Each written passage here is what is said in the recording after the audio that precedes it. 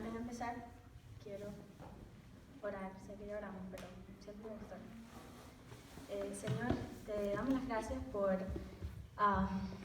que podemos estar aquí reunidos, por todas estas personas que vinieron. Te damos las gracias específicamente por Uriel y la novia que pudieron venir a ayudarnos, Señor. Te damos las gracias y te pedimos, Padre, que lo que yo voy a decir ahora, Señor, que no sea solo mis palabras, Señor, que hay un filtro, que el Espíritu Santo habla a través de mí, Padre Santo, y que eso es lo que llegue a los oídos de ellos. En el nombre de Jesús. Amén. Okay. Vamos a leer en Hebreos 9, del 1 al 22.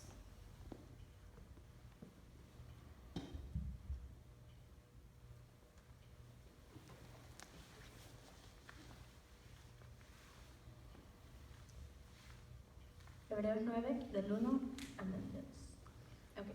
Ahora bien, el primer pacto tenía sus normas para el culto y un santuario terrenal. En efecto, se habilitó un tabernáculo de tal modo que en su primera parte, llamada el lugar santo, estaban el candelabro, la mesa y los panes consagrados.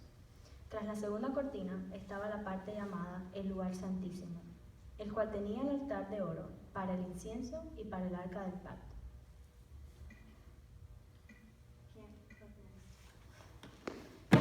Bueno, así te voy a poner una foto. Dentro del arca había una urna de oro que contenía el maná, la vara de Aarón que había retoñado y las tablas del pacto. Encima del arca estaban los querubines de la gloria, que cubrían con su sombra el lugar de la expiación. Pero ahora no se puede hablar de eso en detalle. Más o menos así se veía el lugar del templo. Adentro de donde dice el lugar santísimo es donde estaba la presencia, en el arca del pacto es donde estaba la presencia de Dios. Esa parte estaba cubrida con una cortina y no se podía entrar. Okay. Vamos a seguir leyendo. Así dispuestas todas estas cosas, los sacerdotes entran continuamente en la primera parte del tabernáculo para celebrar el culto. Pero en la segunda parte entra únicamente el sumo sacerdote. Esa es la parte del arco, donde está el arca. Y solo una vez al año, provisto siempre de sangre que ofrece por sí mismo y por los pecados de la ignorancia cometidos por el pueblo. Con esto, el Espíritu Santo da a entender que, mientras siga en pie el primer tabernáculo, aún no se habrá revelado el camino que conduce al lugar santísimo. Esto nos ilustra hoy día que las ofrendas y los sacrificios que allí se ofrecen no tienen poder alguno para perfeccionar las conciencias de los que celebran ese culto. No se trata más que de reglas externas relacionadas con alimentos, bebidas y diversas ceremonias de purificación, válidas solo hasta el tiempo señalado para reformarlo todo. Cristo, por el contrario, al presentarse como sumo sacerdote de los bienes definitivos en el tabernáculo, más excelente y perfecto, no hecho por manos humanas, es decir, que no es de esta creación, entró una sola vez y para siempre en el lugar santísimo. No lo hizo con sangre de muchos cabrios y becerros, sino con su propia sangre, logrando así un rescate eterno. La sangre de machos cabríos y de toros y las cenizas de las novillas rociadas sobre personas impuras, la santificación de modo que quedan limpias por fuera. Si esto es así, ¿cuánto más la sangre de Cristo, quien por medio del Espíritu Santo eterno se ofreció sin mancha a Dios, purificará nuestra conciencia de las obras que conducen a la muerte, a fin de que sirvamos al Dios viviente? Por esto Cristo es mediador de un nuevo pacto para que los llamados reciban la herencia eterna prometida, ahora que Él ha muerto, para liberarnos de los pecados cometidos bajo el primer pacto. En el caso de un testamento es necesario constatar la muerte del testador. Bueno, ahí no vamos a seguir leyendo. Pero, ok, sí entendieron, ¿no? En el lugar santísimo solo podía entrar el sacerdote, el sumo sacerdote tenía que hacer sacrificios de animales perfectos para cubrir sus pecados y los pecados del pueblo. Ok, este libro de Hebreos se escribió por... habían varios judíos que estaban comparando las tradiciones antiguas, las tradiciones judías,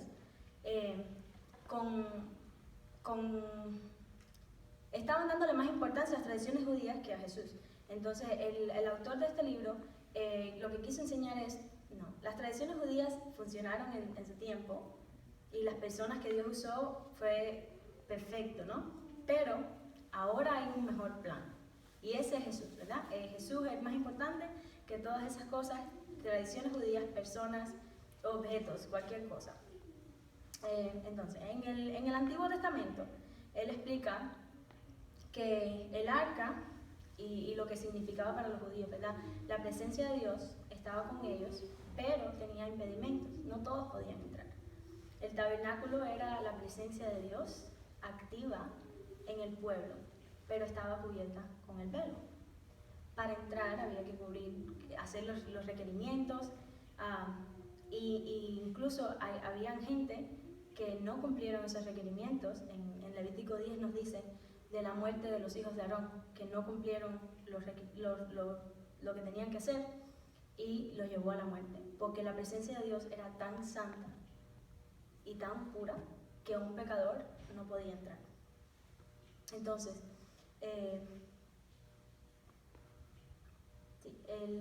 ellos tenían que elegir a un cordero, un becerro perfecto, sin fallas. Y esto después lo vemos en el Nuevo Testamento con Jesucristo. Habían ciertos requerimientos que el libro de Levíticos los menciona para poder entrar a este lugar, para cómo iba a ser este lugar, porque era muy importante. El libro de Levíticos es casi todo explicando la presencia, el lugar donde iba a estar la presencia de Dios, de la manera en que uno tenía que actuar, qué es lo que iba a hacer, cómo se iba a cargar de un lugar a otro. Y mientras yo estaba leyendo Levíticos, yo decía, ¿por qué tanta importancia, verdad? Es importante, pero de todas maneras Dios está con uno. Porque la presencia de Dios es santa, es pura, y Dios y el pecado no van. Entonces, mientras fui leyéndolo, lo fui entendiendo por qué era tan importante proteger este lugar, el lugar del arca. Ahí hay una foto, ahí le voy a enseñar una foto de cómo se veía la descripción de lo que se veía. Y era, bueno, por lo que se ven en las imágenes, era precioso. Pero todo eso dejó de ser en el momento en que Jesús murió en la cruz. Entonces vamos a leer Mateo, lo voy a leer yo, Mateo 27, y dice, muerte de Jesús. Desde el mediodía y hasta la media tarde, toda la tierra quedó en oscuridad. Como a las 3 de la tarde, Jesús gritó con fuerza, Elí, Elí, lama sabactani, que significa, Dios mío, ¿por qué me has desamparado?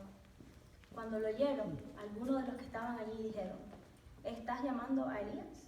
Al instante, uno de ellos corrió en busca de una esponja, la empapó en vinagre, la puso en una caña y se la ofreció a Jesús para que bebiera. Los demás decían, déjalo, a ver si viene Elías a salvarlo. Entonces Jesús volvió a gritar con fuerza y entregó su espíritu. En ese momento la cortina del santuario del templo se rasgó en dos, de arriba abajo. La tierra tembló y se partieron las rocas. Se abrieron los sepulcros y muchos santos que habían muerto resucitaron. Cuando Jesús muere, ¿qué pasa? Ese velo que estaba cubriendo la presencia de Dios se rasgó. Ya no estaba. Jesús es el Cordero que moriría en lugar de nosotros, que moriría por nuestros pecados, que tomaría nuestro lugar. En el Antiguo Testamento era un animal. En el Nuevo Testamento fue Jesucristo, que dio su vida por nosotros. Él era el prometido. Él era el que iba a romper la barrera de nosotros y la presencia de Dios. Sí, ok. La sangre de Jesús cubrió nuestros pecados, nuestras imperfecciones, para que nosotros pudiéramos nuevamente estar en la presencia de Dios, como estábamos en el Edén. La presencia de Dios no cambia. Era importante en el Antiguo Testamento y sigue siendo importante en el Nuevo siguió siendo importante en el Nuevo Testamento y sigue siendo importante en nuestras vidas. Y yo creo que a veces uno comete el error de no darle tanta importancia a la presencia de Dios. Desde que he estado estudiando este tema, yo pienso, ¿por qué no le damos la importancia que debe tener? ¿Verdad? Leemos todos los requerimientos, todas las leyes que se pusieron para que no entraran a la presencia de Dios. Leemos que los que rompieron esos requerimientos murieron. Leemos que Jesús después vino, rompió el velo con su sangre en la cruz por nosotros, tomó nuestro lugar y todavía no le damos importancia a la presencia de Dios. Y eso es un poco difícil de entender, pero la presencia de Dios está con nosotros en todo momento por la gracia de Jesús, por la gracia de Dios, porque Él entregó a su Hijo. ¿Verdad? Dios nos dio el regalo de su Hijo, sabiendo que era la única manera para habitar con nosotros. Y tenemos la esperanza de que un día Él va a regresar y que nosotros estaremos en su presencia por la eternidad. Pero ¿por qué no tomamos la presencia de Dios tan en serio en nuestras vidas? ¿Por qué pasamos solo 15 minutos quizás leyendo la Biblia, si la leemos, disfrutando de su presencia? Muchas veces estamos corriendo en el día haciendo trabajo, escuela, y no pasamos tiempo con Dios. Y de esto soy culpable yo. Que no le damos la importancia a Dios que Él debe de tener en nuestra vida. No le damos la importancia a ese sacrificio que hizo Jesús para que la presencia de Dios estuviera con nosotros. Porque esto no es algo que tenían, los judíos no lo tenían en el Antiguo Testamento. No podían entrar a la presencia. El sumo sacerdote podía entrar una vez al año con muchos requerimientos, solo para estar en la presencia de Dios. Y nosotros la tenemos, que nos es dada así, de gratis, por la sangre de Dios, por el sacrificio que Jesús hizo en la cruz, y no la tomamos en vano, no le damos importancia. Entonces yo los quiero llamar a ustedes a reflexionar de qué manera están ustedes usando, de qué manera están ustedes experimentando la presencia de Dios en su vida. Solo 15 minutos por la mañana, si acaso. 5 minutos lees un versículo bíblico para quedar bien. ¿Con quién? Eso debe ser algo que tú disfrutes, la presencia de Dios. Y no lo hacemos. Yo veo otra gente de otras religiones que no tienen pena de decirle a los demás de su Dios, que no tienen pena de pasarse horas orando, que oran más de 3 veces al día, que se pasan horas y días en los templos. Y nosotros que tenemos a Jesús, que murió por nuestros pecados, y que sabemos el sacrificio, y que tenemos al Dios verdadero, no lo hacemos. Pasamos 15 minutos, 5 minutos al día. Entonces yo quiero que ustedes reflexionen en eso, que ustedes... yo voy a poner ahora una canción. Y quiero que se pasen un tiempo de reflexión, un tiempo donde estén orando, pidiéndole a Dios no sé si tienen que pedirle perdón por no respetar su presencia, por tomarla como algo que tenemos, como lo tenemos así. Que pasen tiempo y hablen con Dios y le digan, sabes, perdóname por quizás no valorar tu presencia, porque aquella gente no la tenía, pero yo la tengo, tú me la has dado como un regalo y no la estoy valorando. Entonces